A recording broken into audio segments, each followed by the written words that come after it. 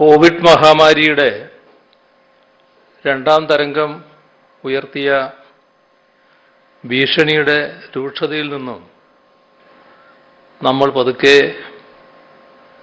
മോചിതരാകുന്ന സാഹചര്യമാണ് ഉള്ളത്. രോഗികളുടെ എണ്ണത്തിലും രോഗവ്യാപനത്തിൻ്റെ തോതിലും കുറവ് വന്നിട്ടുണ്ട്. ആശുപത്രികളിലുള്ള തിരക്കും കുറയുന്ന സ്ഥിതിവിശേഷമുണ്ട്. ലോക്ക്ഡൗൺ ഫലപ്രദമായി നടപ്പിലാക്കാൻ സാധിച്ചതുകൊണ്ടും ജനങ്ങൾ പൂർണ്ണമായി അതുമായി സഹകരിച്ചതുകൊണ്ടുമാണ് രോഗവ്യാപനം ഈ തോതിൽ നിയന്ത്രിക്കാൻ നമുക്ക് കഴിഞ്ഞത്. മറ്റ് പ്രദേശങ്ങളുമായി താരതമ്യം ചെയ്യുമ്പോൾ മെച്ചപ്പെട്ട രീതിയിൽ മരണസംഖ്യ കുറച്ചു നിർത്താനും സംസ്ഥാനത്തിന് കഴിഞ്ഞിട്ടുണ്ട്. പക്ഷേ പൂർണ്ണമായും ആശ്വസിക്കാനുള്ള സാഹചര്യം ഇപ്പോഴും സംജാതമായിട്ടില്ല. ഇന്ന് സംസ്ഥാനത്ത് 14,233 പേർക്കാണ് കോവിഡ് ബാധ സ്ഥിരീകരിച്ചത്. 1,07,096 പരിശോധനകളാണ് നടന്നത്. ആകെ ചികിത്സയിലുള്ളത് 1,34,001 ആളുകളാണ്. കോവിഡ് മൂലം 173 പേർ മരണമടഞ്ഞിട്ടുമുണ്ട്. ടെസ്റ്റ് പോസിറ്റിവിറ്റി നിരക്ക് നോക്കിയാൽ കഴിഞ്ഞ 3 ദിവസത്തെ ശരാശരി 13.9%. നേരിയ കുറവ് അക്കാര്യത്തിലുണ്ടായിട്ടുണ്ട്. പത്തനംതിട്ട, ഇടുക്കി, എറണാകുളം, കണ്ണൂർ, കാസർഗോഡ് ജില്ലകളിൽ പുതിയ കേസുകളുടെ എണ്ണം വർദ്ധിച്ച നിലയിൽ തുടരുന്നുണ്ട്. TPR ചെറിയ നിലയിലേ കുറയുന്നുള്ളൂ. ഇത് എത്രയും വേഗം 10%-ലേക്കും അതിന് താഴെയും എത്തിക്കുകയാണ് ലക്ഷ്യം. അതിനുള്ള ശ്രമമാണ് ഇപ്പോൾ നടത്തുന്നത്. കൂടുതൽ രോഗികളുള്ള ചില തദ്ദേശ സ്വയംഭരണ സ്ഥാപനങ്ങളുണ്ട്. അത്തരം പ്രദേശങ്ങളിൽ കൂടുതൽ ഗൗരവത്തോടെ ഇടപെടേണ്ടതായുണ്ട്. നിയന്ത്രണം കർക്കശമായി നടപ്പാക്കേണ്ടതായിട്ടുമുണ്ട്. TPR കൂടിയ ജില്ലകളിൽ പരിശോധനയുടെ എണ്ണം വർദ്ധിപ്പിക്കാൻ നിർദ്ദേശം നൽകിയിട്ടുണ്ട്. കോഴിക്കോട് ജില്ലയിൽ നടന്നൊരു പ്രവർത്തനം ഇക്കാര്യത്തിൽ മാതൃകയായിട്ടെടുക്കാവുന്നതാണ്. അത് രോഗം ബാധിച്ചവരെ CFLTCകളിലും മറ്റും എത്തിക്കുന്നതിന് മികച്ച രീതി അവിടെ നടപ്പാക്കിയിട്ടുണ്ട്. ആ മാതൃക സംസ്ഥാനത്താകെ പിന്തുടരാവുന്നതാണ്. കൂടുതൽ ടെസ്റ്റ് പോസിറ്റിവിറ്റി റേറ്റുള്ള സ്ഥലത്തും രോഗവ്യാപനമുള്ള സ്ഥലത്തും രോഗവ്യാപനമുള്ള കുടുംബങ്ങളെ കേന്ദ്രീകരിച്ചുകൊണ്ട് നടപ്പാക്കേണ്ട ഒരു പരിപാടിയാണത്. ഇപ്പോൾ ജൂൺ 16 കഴിഞ്ഞാൽ സെക്രട്ടേറിയറ്റിലും മറ്റും സ്വാഭാവികമായും കൂടുതൽ ജീവനക്കാർ എത്തേണ്ടി വരും. അതുകൊണ്ട് തന്നെ അവരുടെ വാക്സിനേഷൻ ഉറപ്പാക്കും. മന്ത്രിമാരുടെ സ്റ്റാഫ് അംഗങ്ങളടക്കം സെക്രട്ടേറിയറ്റിലുള്ള മുഴുവൻ ജീവനക്കാർക്കും വാക്സിനേഷന് മുൻഗണന നൽകും. കോവിഡിൻ്റെ രണ്ടാം തരംഗത്തെ പ്രതിരോധിക്കുന്നതിൽ ഈ ലോക്ക്ഡൗൺ വേളയിൽ നാളെയും മറ്റന്നാളും സുപ്രധാന ദിനങ്ങളാണ്. കാരണം സമ്പൂർണ്ണ ലോക്ക്ഡൗണാണ്. അത് പൂർണ്ണ അർത്ഥത്തിൽ നടപ്പാക്കാൻ എല്ലാവരും സഹകരിക്കണം.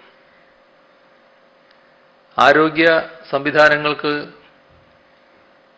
നേരത്തെ നാം കൊടുത്ത ഇളവുകളുണ്ട്. അതുപോലുള്ള അവശ്യ സർവീസുകൾക്ക് മാത്രമായിരിക്കും ഇളവുണ്ടാവുക. ബാക്കി എല്ലാവരും നാളെ സമ്പൂർണ്ണ ലോക്ക്ഡൗണുമായി പൂർണ്ണമായും സഹകരിക്കണം എന്നാണ് അഭ്യർത്ഥിക്കാനുള്ളത്. നമ്മുടെ വാക്സിനേഷൻ്റെ നിലയെടുത്താൽ ജനസംഖ്യയുടെ 25% പേർക്ക് ഒന്നാം ഡോസ് വാക്സിൻ ഇതുവരെ നൽകിയിട്ടുണ്ട്. ഇനി 1-2 ദിവസത്തേക്കുള്ള വാക്സിൻ മാത്രമാണ് നമ്മുടെ കയ്യിലുള്ളത്. എന്നാൽ ആവശ്യത്തിന് വാക്സിൻ കേന്ദ്രം തരും എന്ന പ്രതീക്ഷയിലാണ് നടപടികൾ നീക്കുന്നത്. ഉള്ള വാക്സിൻ സ്റ്റോക്ക് വെക്കുന്നില്ല, കൊടുത്തു തീർക്കാൻ നിർദ്ദേശം നൽകിയിരിക്കുകയാണ്. 2 ഡോസ് വാക്സിൻ എടുത്തവർക്ക് യാത്ര ചെയ്യുമ്പോൾ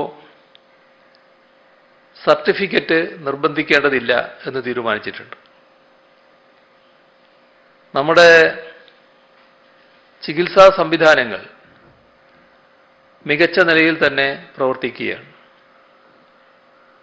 കണ്ണൂർ പരിയാരം മെഡിക്കൽ കോളേജിൽ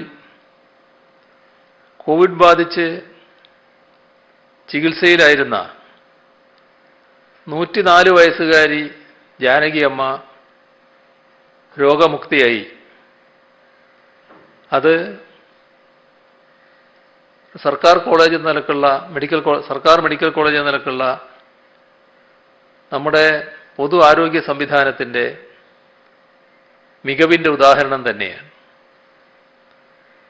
ICUവിൽ ഉൾപ്പെടെ 11 ദിവസത്തെ ചികിത്സയ്ക്ക് ശേഷമാണ് ജാനകി അമ്മ ആശുപത്രി വിട്ടത്.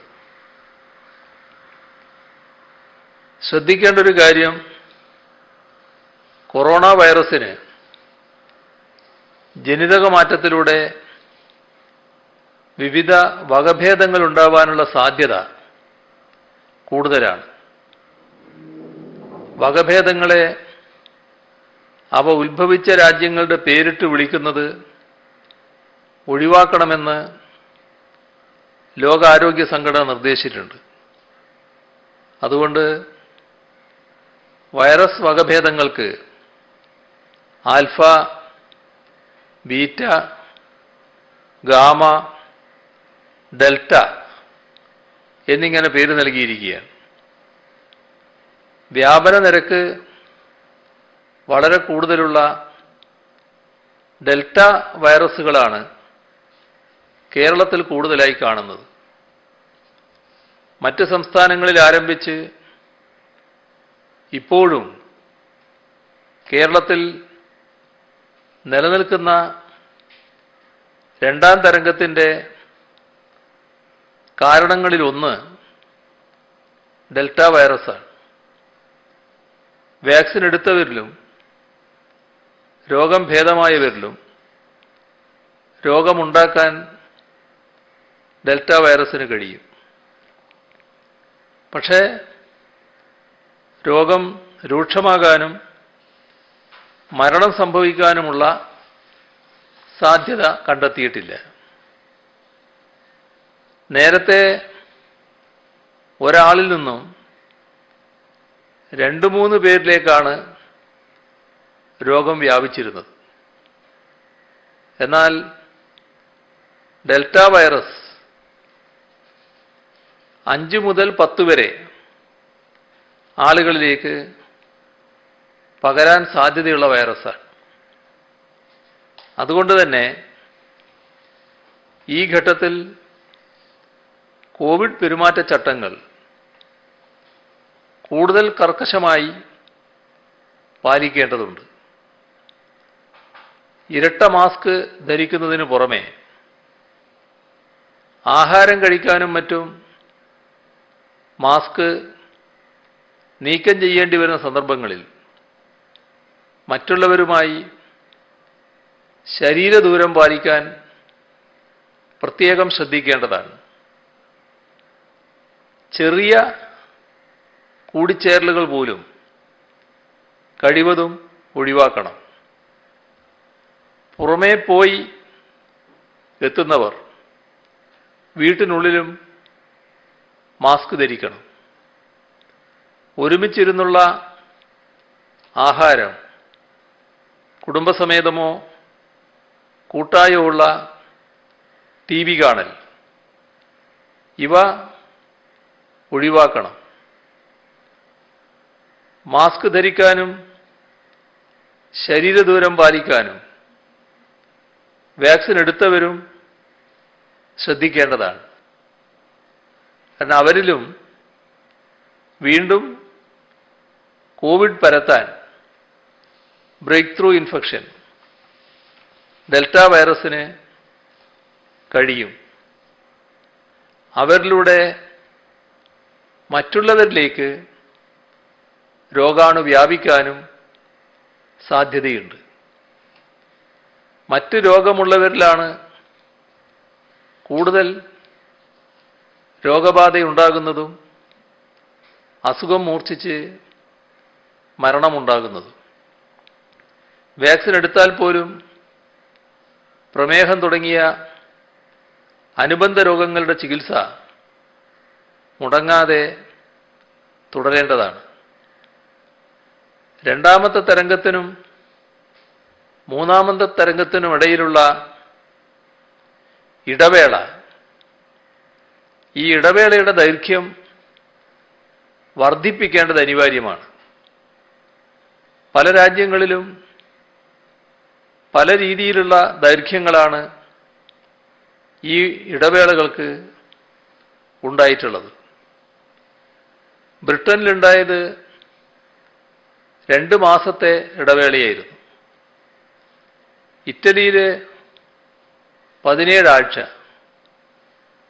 അമേരിക്കയിൽ 23 ആഴ്ച.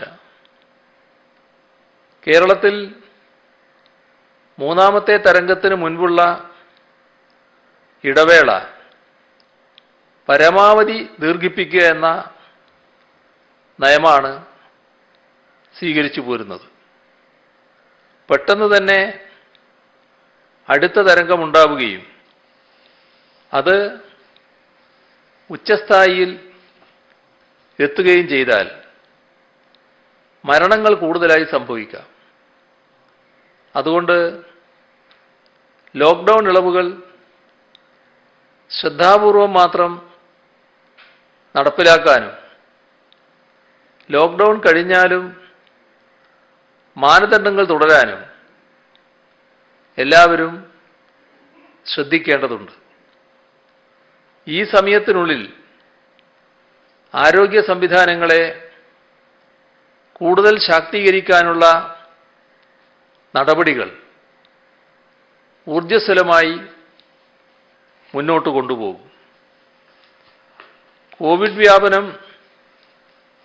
കുറഞ്ഞു വരുന്ന സാഹചര്യത്തിലും ആക്റ്റീവ് കേസുകളുടെ എണ്ണത്തിൽ കുറവുണ്ടായിട്ടും ലോക്ക്ഡൗൺ നീട്ടിയത് എന്തിനാണ് എന്ന സംശയം പൊതുസമൂഹത്തിൽ ഉയർന്നിട്ടുണ്ട്. ടെസ്റ്റ് പോസിറ്റിവിറ്റി നിരക്ക് കൂടുകയോ കുറയുകയോ ചെയ്യാതെ ഏകദേശം ഒരേ നിലയിൽ തുടരുന്ന സാഹചര്യമുണ്ടായി എന്നതാണ് അത്തരമൊരു തീരുമാനമെടുക്കാൻ നമ്മെ പ്രേരിപ്പിച്ചത്. വൈറസ് സാന്ദ്രത കുറച്ചു കൊണ്ടുവന്നില്ലെങ്കിൽ രോഗവ്യാപനം വീണ്ടും ഉയരാൻ സാധ്യത കൂടുതലാണ്. മറ്റു പ്രദേശങ്ങളെ അപേക്ഷിച്ച് രോഗം ബാധിക്കാത്തവരുടെ ശതമാനം കേരളത്തിൽ കൂടുതലാണ്. അതുകൊണ്ട് തന്നെ വൈറസ് സാന്ദ്രത കുറച്ചു കൊണ്ടുവരിക എന്നത് അതിപ്രധാനമാണ്.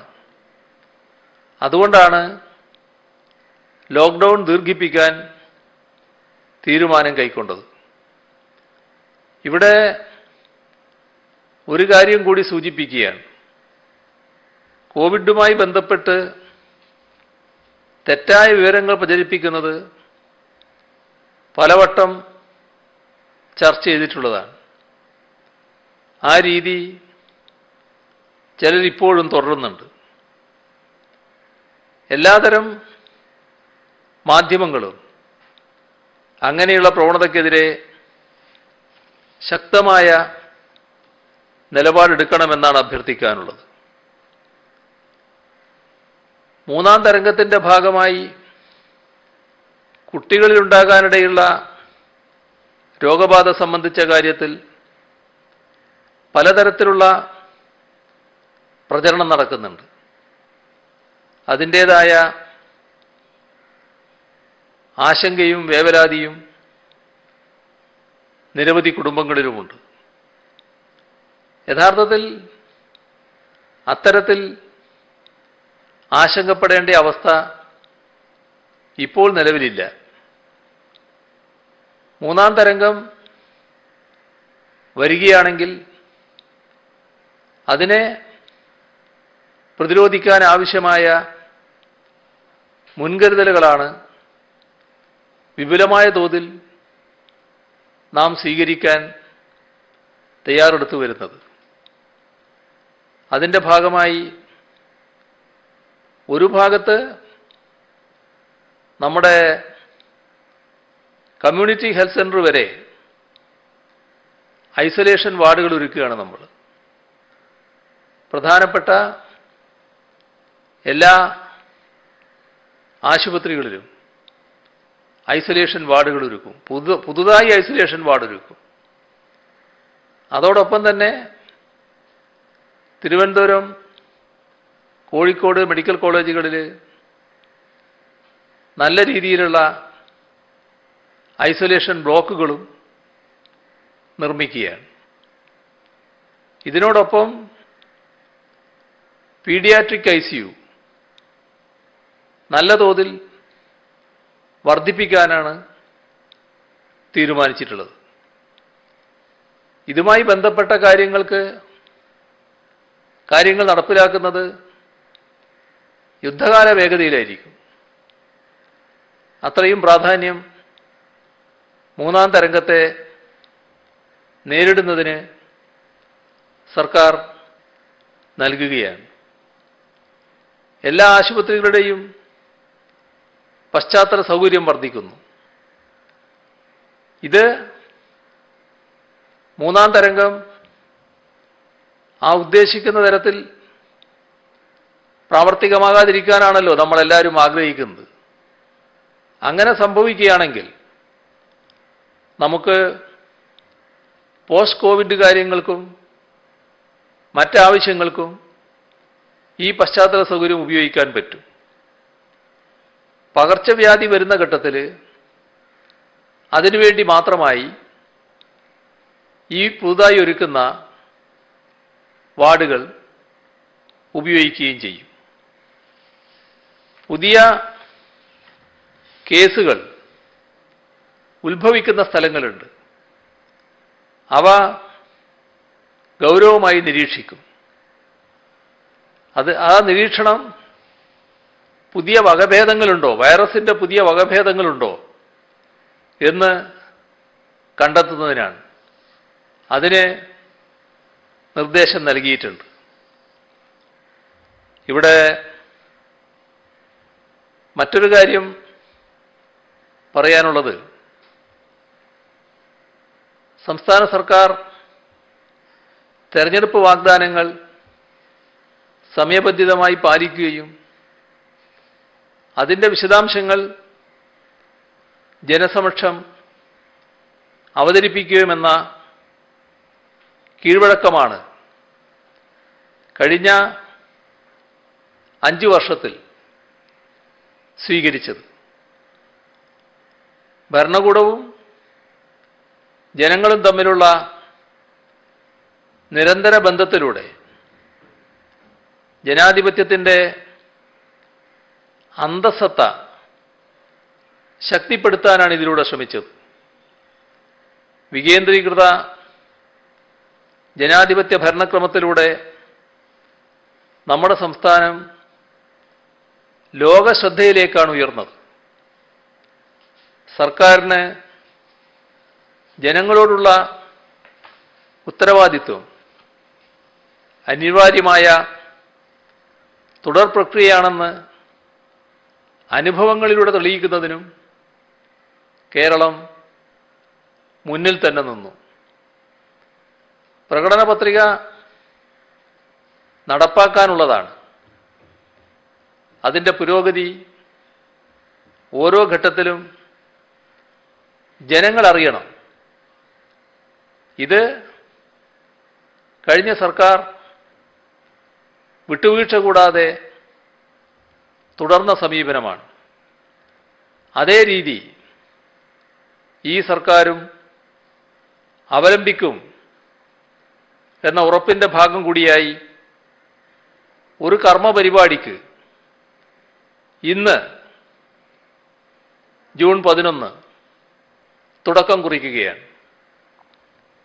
ജൂൺ 11 മുതൽ സെപ്റ്റംബർ 19 വരെ നടപ്പാക്കാൻ ഉദ്ദേശിക്കുന്ന 100 ദിന പരിപാടിയാണ് ഇന്നിവിടെ പ്രഖ്യാപിക്കുന്നത്.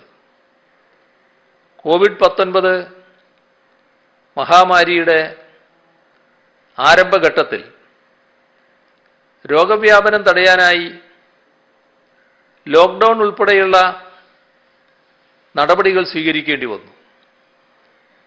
അതിൻ്റെ ഫലമായി സമ്പദ്ഘടനയ്ക്ക് തളർച്ച വന്നു. തൊഴിലവസരങ്ങളുടെ നഷ്ടമുണ്ടായി.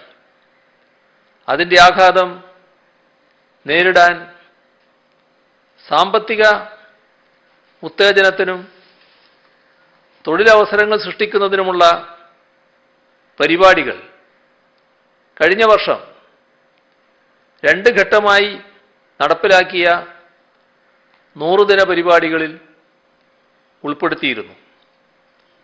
കോവിഡ്-19ൻ്റെ 2ാം തരംഗത്തിൻ്റെ തീവ്രത അനുഭവപ്പെടുന്ന ഈ ഘട്ടത്തിലും സാമ്പത്തിക വളർച്ചയ്ക്ക് ആക്കം കൂട്ടുവാനുള്ള നിർമ്മാണ പ്രവർത്തനങ്ങളും തൊഴിലവസരങ്ങൾ സൃഷ്ടിക്കലും അടിയന്തര കടമയായി വന്നിരിക്കുന്നു.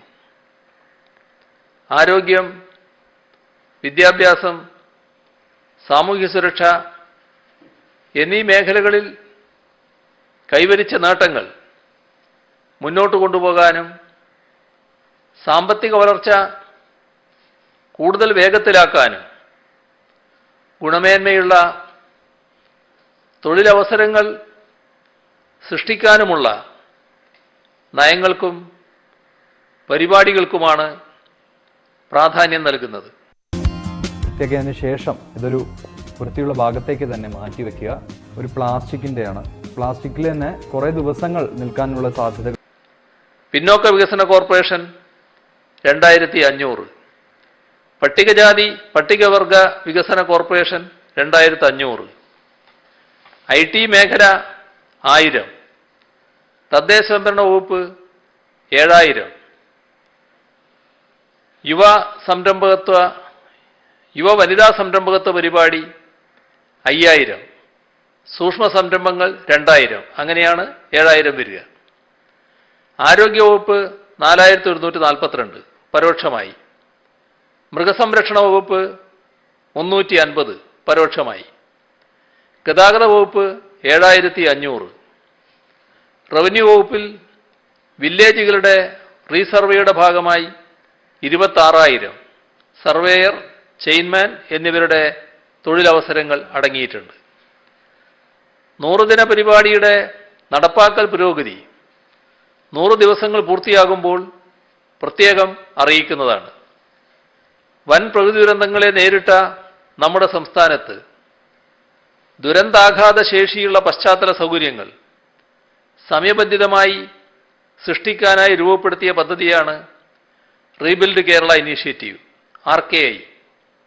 ഇതിനായി അന്താരാഷ്ട്ര ധനകാര്യ സ്ഥാപനങ്ങളായ ലോകബാങ്ക്, ജർമ്മൻ ബാങ്കായ KfW, Asian infrastructure investment bank AIIB എന്നിവയിൽ നിന്നും 5898 കോടി രൂപയുടെ വായ്പ അനുവദിച്ചിട്ടുണ്ട്.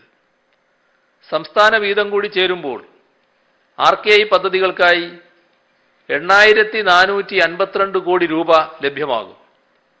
അതിൽ വരുന്ന 100 ദിനങ്ങളിൽ 945 കോടി 35 ലക്ഷം രൂപയുടെ 9 റോഡ് പ്രവൃത്തികൾ ആരംഭിക്കും.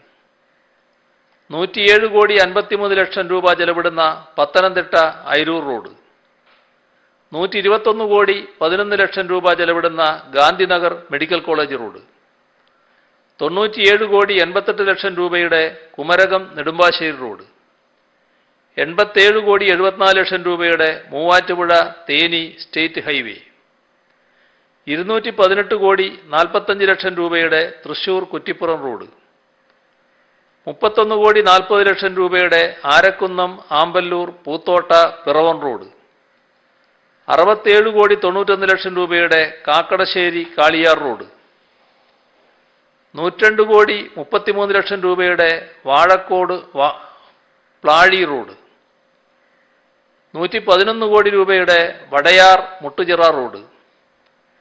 പൊതുമരാമത്ത് വകുപ്പ് ഈ 100 ദിനങ്ങളിൽ 1519 കോടി 57 ലക്ഷം രൂപയുടെ പദ്ധതികൾ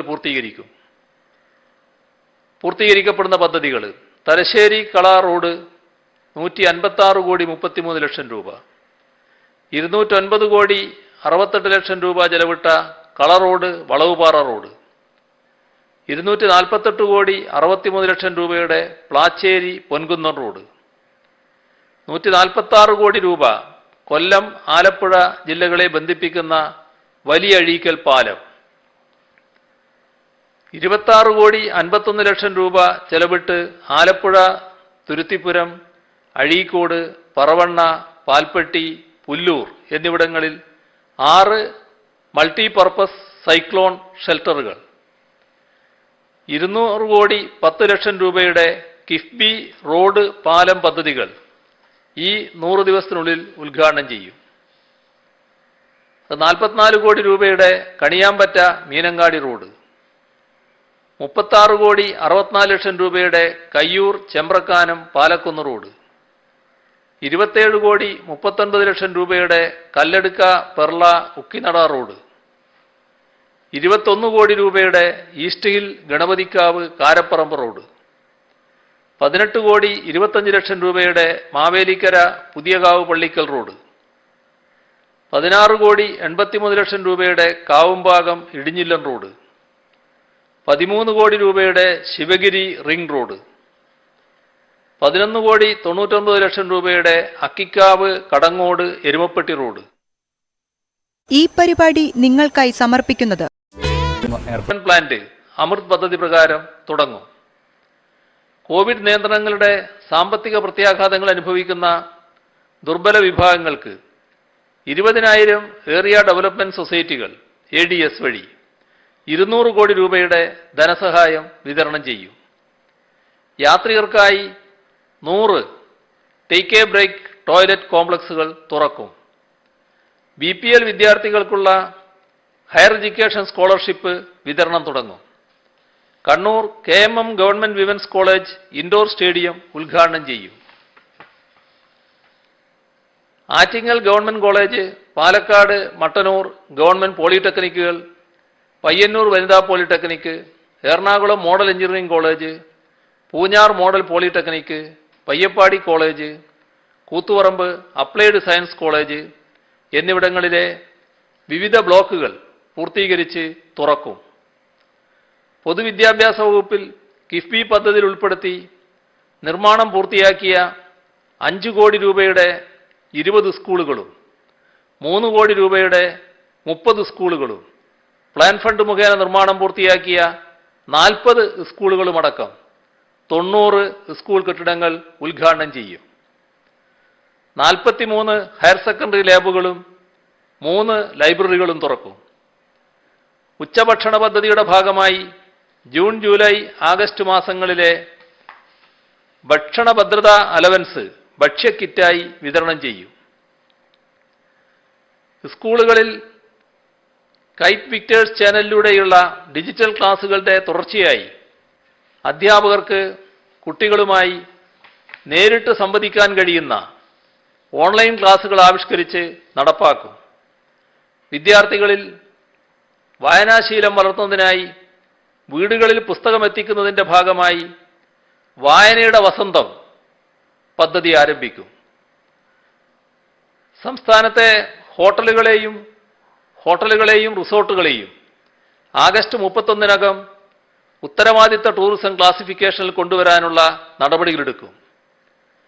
ആലപ്പുഴ പൈതൃക പദ്ധതിയുടെ ഭാഗമായി പുരാതന മോസ്കായ മാക്വം മസ്ജിദ് പുനരുദ്ധാരണം, ലിയോ 13th സ്കൂൾ പുനരുദ്ധാരണം, മുസ്ലിസ് പൈതൃക പദ്ധതിയുടെ ഭാഗമായി ഗോതുരുത്തിലെ സെന്റ് സെബാസ്റ്റ്യൻ പള്ളിയുടെ അനുബന്ധ ഭാഗം നിർമ്മിക്കൽ, ചേന്ദമംഗലത്തെ 14-ാം നൂറ്റാണ്ടിൽ നിർമ്മിച്ച ഹോളി ക്രോസ് പള്ളിയുടെ സംരക്ഷണം, പുരാതന മസ്ജിദായ ചേരമാൻ ജുമാ മസ്ജിദിന്റെ പുനരുദ്ധാരണം ഇവയെല്ലാം പൂർത്തിയാക്കും.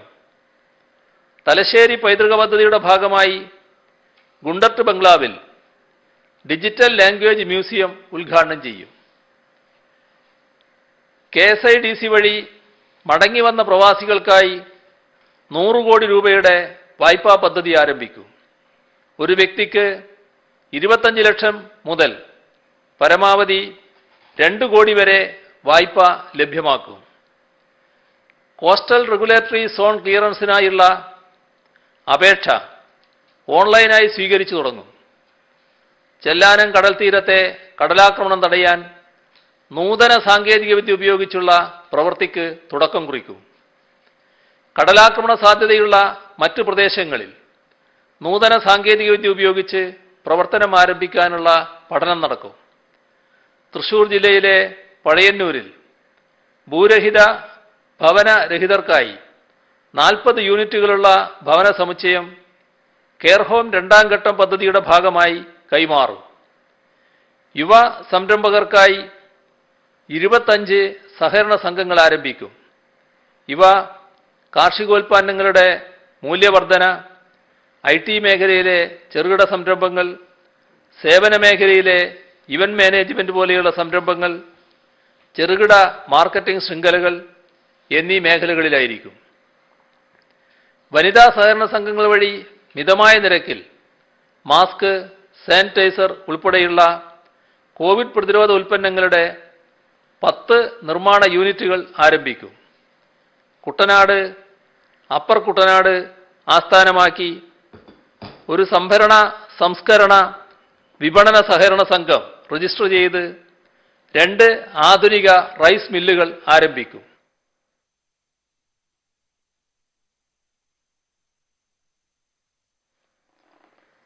നിർധന വിദ്യാർത്ഥികൾക്ക് സ്മാർട്ട് ഫോൺ ലഭ്യമാക്കുന്നതിനായി ഒരു വിദ്യാർത്ഥിക്ക് 10,000 രൂപ നിരക്കിൽ പലിശരഹിത വായ്പ നൽകുന്ന പദ്ധതി തുടങ്ങും. ഒരു സംഘം പരമാവധി 5 ലക്ഷം രൂപ വായ്പയായി നൽകുന്ന പദ്ധതിയാണിത്. ഇത് സമൂഹത്തിലുള്ള നിർധന കുടുംബങ്ങളിൽ ഇത്തരം ഉപകരണങ്ങൾ നൽകുന്നൊരു പദ്ധതി സർക്കാർ ആവിഷ്കരിച്ചിട്ടുണ്ട്. അതിൻ്റെ ഭാഗമായി വരുന്നതല്ല. ഇതല്ലാത്ത ആളുകൾ സ്വന്തമായിട്ട് വാങ്ങാൻ കഴിവുള്ളവർക്കുള്ള വായ്പാ പദ്ധതിയാണ്. 308 പുനർഗേഹം വ്യക്തിഗത വീടുകൾ 30,80,00,000 രൂപ അതിനായി കൈമാറും. അതിന് ചെലവിട്ട സംഖ്യയാണ് 30,80,00,000 രൂപ. ഈ വ്യക്തിഗത വീടുകൾ കൈമാറാനാകും. 303 പുനർഗേഹം ഫ്ളാറ്റുകൾ തിരുവനന്തപുരം, കൊല്ലം, മലപ്പുറം ജില്ലകളിൽ. അതിന് ചെലവായത് 30,30,00,000 രൂപയാണ്. അത് ഉദ്ഘാടനം ചെയ്യും. സുഭിക്ഷ കേരളം പദ്ധതിയുടെ ഭാഗമായി 250 പഞ്ചായത്തുകളിൽ മത്സ്യകൃഷി ആരംഭിക്കും. നേരത്തെ പ്രഖ്യാപിച്ചൊരു കാര്യമാണത്. ഇപ്പോൾ അതിൻ്റെ പ്രവൃത്തി ആരംഭിക്കുകയാണ്. 100 സർക്കാർ എയ്ഡഡ് സ്കൂളുകളിൽ സ്റ്റുഡന്റ് പോലീസ് കേഡറ്റ് യൂണിറ്റുകൾ സ്ഥാപിക്കും. ദുർഘടമായ മലയോര പ്രദേശങ്ങളിൽ രക്ഷാപ്രവർത്തനത്തിന് ഉപയോഗയോഗ്യമായ 30 മൾട്ടി യൂട്ടിലിറ്റി വാഹനങ്ങൾ ഫയർ ആൻഡ് സേഫ്റ്റി വകുപ്പ് നിരത്തിലിറക്കും. പട്ടികജാതി വികസന വകുപ്പ് പൂർത്തിയാകാതെ കിടക്കുന്ന 1000 വീടുകളുടെ നിർമ്മാണം പൂർത്തീകരിക്കും. പട്ടികജാതി വിഭാഗത്തിൽപ്പെട്ട കുട്ടികളുടെ പഠനത്തിനായി പഠനമുറി നിർമ്മാണം, വൈദ്യുതീകരണം, ഫർണിച്ചർ എന്നിവയുൾപ്പെടെ 1000 എണ്ണം പൂർത്തീകരിക്കും. പട്ടികവർഗ വികസന വകുപ്പ് തയ്യാറാക്കിയ സാമൂഹ്യ സാമ്പത്തിക സർവേ റിപ്പോർട്ട് പ്രസിദ്ധീകരിക്കും. ആറളം ഫാം, അട്ടപ്പാടി സഹകരണ ഫാമിംഗ് സൊസൈറ്റി എന്നിവയുടെ പുനരുദ്ധാരണത്തിന് ഫാം റിവൈവൽ പാക്കേജ് ആരംഭിക്കും. വനം വന്യജീവി വകുപ്പിന്റെ ആഭിമുഖ്യത്തിൽ 465ഓളം ആദിവാസി കോളനികളിലും ചേർന്നുള്ള പ്രദേശത്തും 10,000-ഓളം വൃക്ഷത്തൈകൾ നട്ടുപിടിപ്പിക്കും. മൂന്നാർ കുറിഞ്ഞിമല സാങ്ച്വറിയിൽ 10,000 കുറിഞ്ഞി തൈകൾ വെച്ചുപിടിപ്പിക്കും. 14 ഇൻ്റഗ്രേറ്റഡ് ഫോറസ്റ്റ് ചെക്ക് പോസ്റ്റ് കെട്ടിടങ്ങൾ, 15 ഫോറസ്റ്റ് സ്റ്റേഷൻ കെട്ടിടങ്ങൾ ഇവയുടെ നിർമ്മാണ പ്രവർത്തനങ്ങൾ ആരംഭിക്കും. 7 നഗരവനങ്ങൾ വെച്ചുപിടിപ്പിക്കും. അതിൻ്റെ പ്രവർത്തനം ആരംഭിക്കും.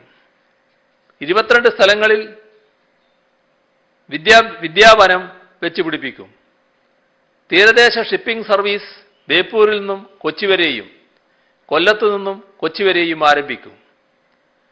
കണ്ണൂർ മെഡിക്കൽ കോളേജിലെ ഓക്സിജൻ ജനറേറ്റർ പ്ലാന്റ്, കോന്നിയിൽ ഡ്രഗ് ടെസ്റ്റിംഗ് ലാബറട്ടറി എന്നിവ ആരംഭിക്കും.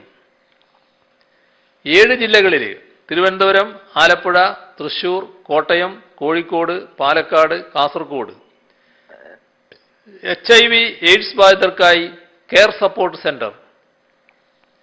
ശിശുമരണ നിരക്ക് കുറക്കാൻ ലക്ഷ്യമിടുന്ന പ്രഥമ സഹസ്ര ദിനങ്ങൾ എന്ന പരിപാടി മലയോര തീരദേശ മേഖലകളിലെ 28 ICDS പ്രോജക്റ്റുകളിലേക്ക് കൂടി വ്യാപിപ്പിക്കും. വിമൻ ആൻഡ് ചിൽഡ്രൻ ഹോമുകളിൽ ദീർഘകാലം താമസിക്കുന്ന 18 വയസ്സിൽ താഴെയുള്ള കുട്ടികൾക്ക് തൃശൂർ രാമവർമ്മപുരത്ത് model women and children home തുറക്കും.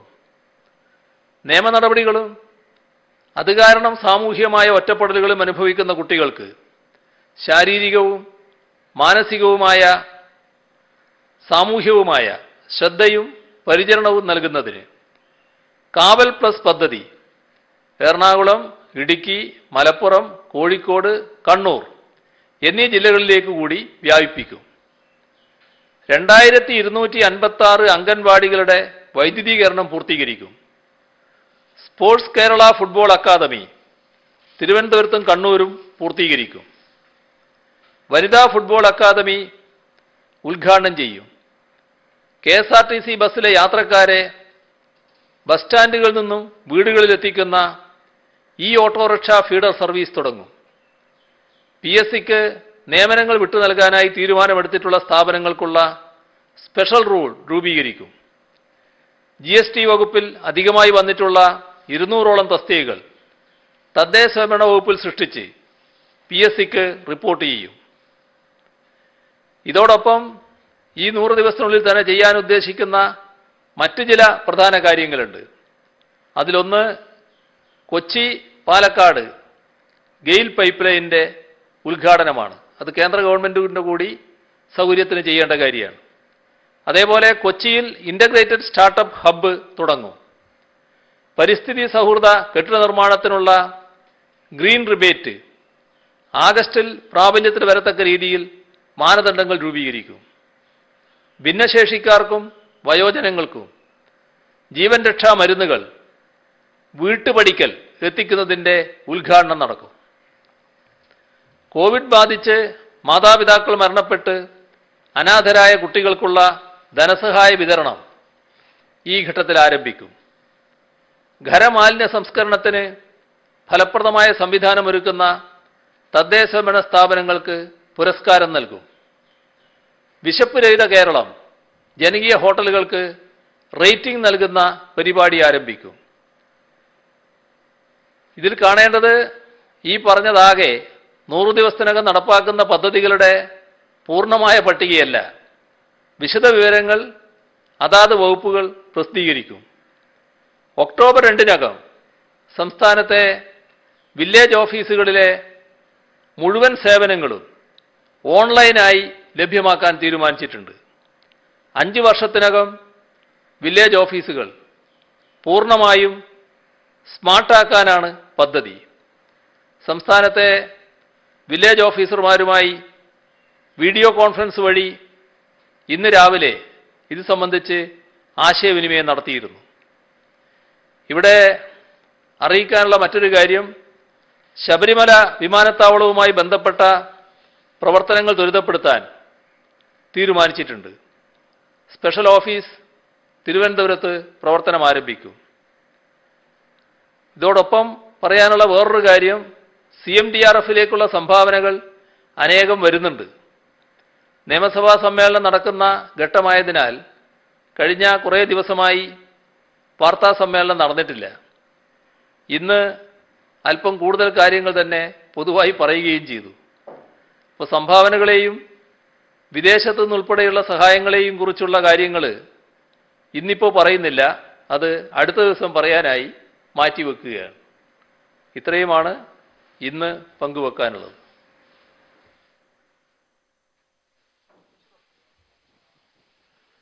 CM, ഈ വാക്സിൻ ഫസ്റ്റ് ഡോസ് എടുത്തവരിൽ പലർക്കും അവരുടെ വിവരങ്ങൾ സാങ്കേതിക കാരണങ്ങളാൽ കോവിഡ് സൈറ്റിൽ അപ്ലോഡ് ചെയ്യാൻ കഴിയാത്തൊരു സാഹചര്യം ഉണ്ടായിട്ടുണ്ട്. അത് വിവരങ്ങൾ അപ്ലോഡ് ചെയ്യപ്പെട്ട ഉദ്യോഗസ്ഥർക്ക് പറ്റിയ ഒരു വീഴ്ചയായിട്ടാണ് കാണുന്നത്. അത് കാരണം സെക്കൻഡ് ഡോസ് എടുക്കാൻ കഴിയുന്നില്ല. സെക്കൻഡ് ഡോസ് നൽകുന്നതിന് മുൻഗണന തന്നെയാണുള്ളത്. അതിലെന്തെങ്കിലും പ്രത്യേക പ്രശ്നമുണ്ടെങ്കിൽ അങ്ങനെ പ്രത്യേക പ്രശ്നമുള്ളവർ അതത് സ്ഥലത്ത് ബന്ധപ്പെട്ട് അറിയിച്ചാൽ അതിന് കൃത്യമായ പരിഹാരമുണ്ടാകും. എന്താണ് സംഭവിക്കുന്നതെന്ന് അന്വേഷിക്കുകയും ചെയ്യാം. CM, ഇപ്പോൾ വലിയ ചർച്ചയായിരിക്കുന്നത് വയനാട്ടിലെ മുട്ടിലെ മരം മുറിയാണ്. നിയമസഭയിലൊക്കെ വലിയ ചർച്ച, അങ്ങല്ല വനമന്ത്രിയാണ് മറുപടി പറഞ്ഞത്. ഇപ്പോൾ വനം വകുപ്പ് ഒരു അന്വേഷണം നടക്കുന്നെന്ന് പറയുമ്പോൾ പ്രതിപക്ഷം പറയുന്നത് ജുഡീഷ്യൽ അന്വേഷണം വേണമെന്നാണ്. ഈ കേസിൽ ഉൾപ്പെട്ട ഉദ്യോഗസ്ഥരുടെ പങ്ക് കണ്ടെത്തിയ DFI വരെ ഇന്ന് അന്വേഷണ സംഘത്തിൽ നിന്ന് മാറ്റി ഒരു ഉന്നതതല അന്വേഷണത്തിലേക്ക് സർക്കാർ പോകുന്നുണ്ടോ കാര്യത്തിൽ? തീർച്ചയായും ഇതുമായി ബന്ധപ്പെട്ട് ഒരു ഉന്നതതല അന്വേഷണം തന്നെയാണ് ഉദ്ദേശിക്കുന്നത്. അതായത് ക്രൈംബ്രാഞ്ച്, അതോടൊപ്പം ഫോറസ്റ്റ്, അതിൻ്റെ കൂടെ വിജിലൻസ്, ഇവരിൽ നിന്നെല്ലാമുള്ള സ്പെഷ്യൽ ടീമിനെ വെച്ചുകൊണ്ടുള്ള അന്വേഷണം നടക്കും. ആ അന്വേഷണത്തിനുള്ള നടപടികൾ സ്വീകരിച്ചു വരികയാണ്. CM, നിയമസഭയിൽ കഴിഞ്ഞ ദിവസം മുഖ്യമന്ത്രിയുടെ പങ്കിനെ പറ്റി പി ടി തോമസ് പറഞ്ഞപ്പോൾ അങ്ങ് അതിനെ എതിർത്തുകൊണ്ട് 2016 അങ്ങ് ഫെബ്രുവരി അങ്ങ് മുഖ്യമന്ത്രി ആയിരുന്നില്ല എന്ന് പറഞ്ഞു. ഇന്നലെ അദ്ദേഹം ഒരു ഫോട്ടോ ഉയർത്തിക്കാട്ടിയാണ് സഭയിൽ സംസാരിച്ചത്. ഈ കേസിലെ ഒരു പ്രതിയുമായുള്ള പങ്കും കൂടി പറഞ്ഞുകൊണ്ട്. ആ പങ്ക് എന്താണെന്ന് ഇന്നൊരു പത്രം കൊടുത്തിട്ടുണ്ടല്ലോ, അത് കണ്ടിട്ടില്ലേ എന്താണെന്നുള്ളത്? അത് ഞാനും അയാളും തമ്മിലുള്ള രഹസ്യ കാഴ്ചയല്ലോ. അപ്പം പറഞ്ഞ കാര്യം, ഒരു പത്രത്തിൻ്റെ പരിപാടി, ദേശാഭിമാനിയുടെ ഒരു പരിപാടി നടക്കുന്നു, ആ പരിപാടിയിൽ ഇദ്ദേഹം ഉണ്ടായിരുന്നു എന്നുള്ളതാണ് പറഞ്ഞ കാര്യം. അതിലെങ്ങനെയാണ് ഞാനും അയാളും തമ്മിലുള്ള ബന്ധമായിട്ട് വരിക? ഇന്റലിജൻസ് റിപ്പോർട്ട് നേരത്തെ ഉണ്ടായിരുന്നു, അത് അവഗണിച്ചും CM-ന്റെ പരിപാടിയിൽ അയാൾ എങ്ങനെ പങ്കെടുത്തു എന്നുള്ളതാണ് പി ടി തോമസ് ചോദിച്ചത്. അല്ല, അങ്ങനെ പല ചോദ്യവും അയാൾ ചോദിക്കും. അത് പിന്നെ വീണെടുക്കെന്ന് കാണിക്കുന്ന വിദ്യയാണല്ലോ. അതല്ലല്ലോ ഇതിൻ്റെ അകത്ത് പ്രശ്നം. ഇതിനകത്ത് മുഖ്യമന്ത്രിയെ പറഞ്ഞ കാര്യം അത് തെറ്റിയെന്ന് കണ്ടപ്പോൾ വേറെ ഒരു കാര്യം കണ്ടെത്താൻ വേണ്ടി ശ്രമിച്ചതല്ലേ. CM, ഇതിൽ ഈ സംഭവം കുറച്ചൊരു ഗൗരവമുള്ള സംഭവമാണ്. അതുകൊണ്ട് ഈ വനം വകുപ്പ്, റവന്യൂ വകുപ്പ് നേരത്തെയുള്ള ഗവൺമെന്റ് ആയതുകൊണ്ട് തന്നെ ഈ ഗവൺമെന്റ് ആളുകൾ തന്നെയാണ് ഇത് കൈകാര്യം ചെയ്തിട്ടുള്ളത്.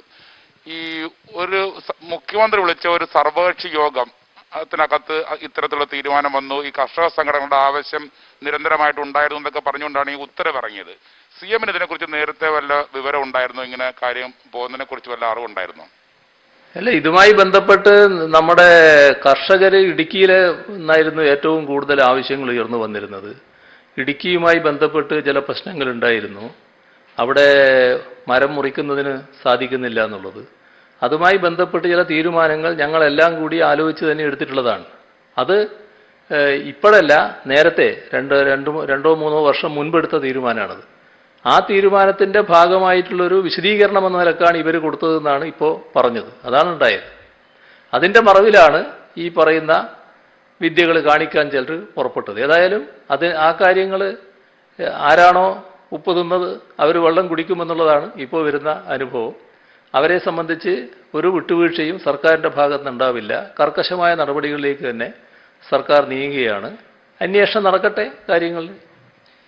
കൊടകര കുഴൽപ്പണ കേസുമായി ബന്ധപ്പെട്ട് BJPയെ കേരള പോലീസും CPM-ഉം വേട്ടയാടുന്നുവെന്നാണ് BJP നേതാക്കൾ ഗവർണറെ കണ്ട് പരാതി നൽകിയത്.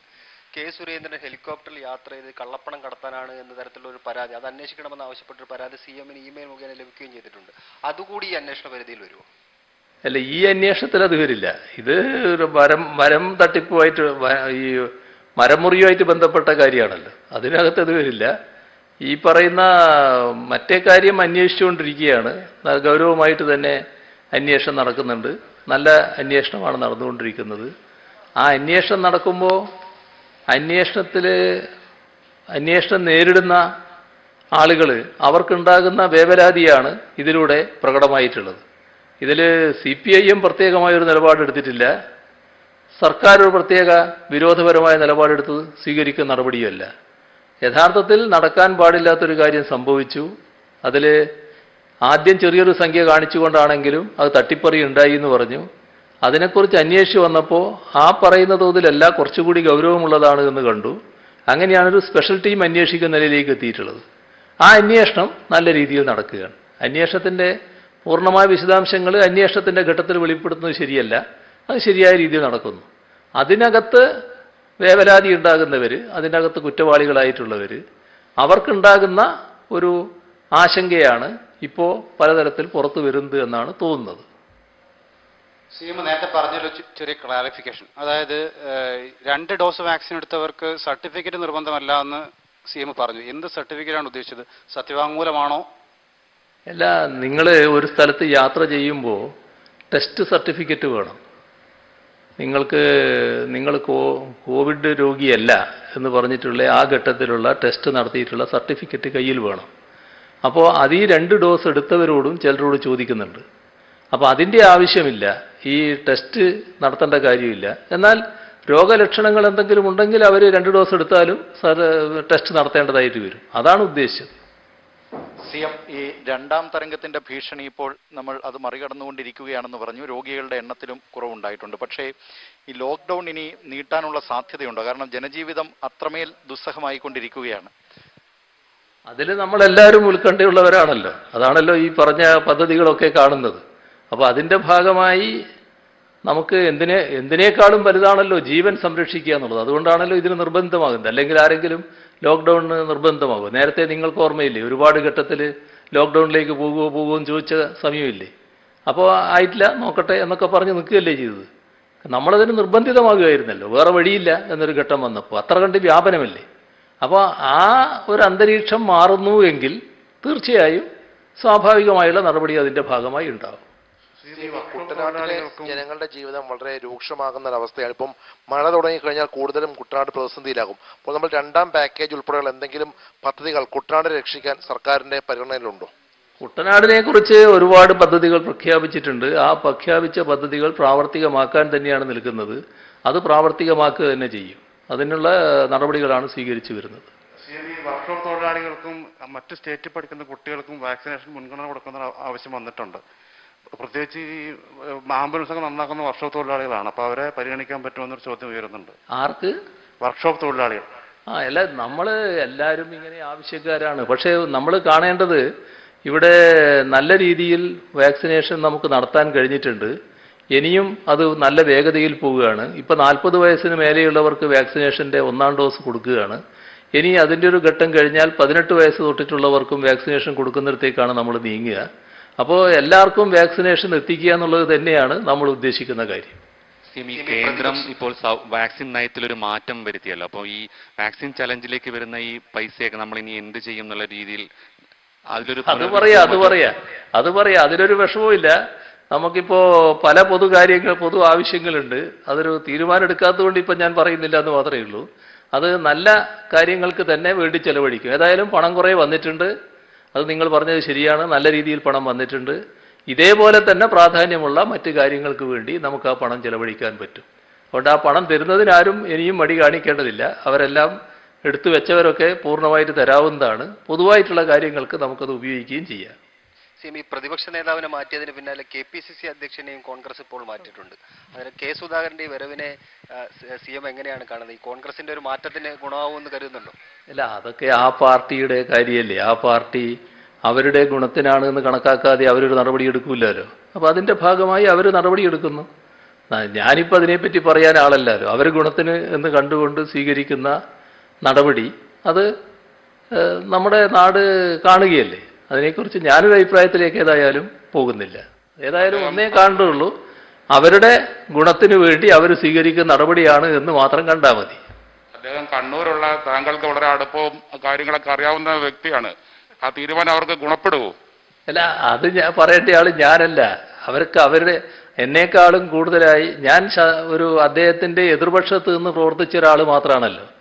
അദ്ദേഹത്തെക്കുറിച്ച് നേരെ തൊട്ടടുത്ത് നിന്ന് പ്രവർത്തിച്ച അനുഭവമുള്ളവർ ആ പാർട്ടിയിലുള്ളവരല്ലേ.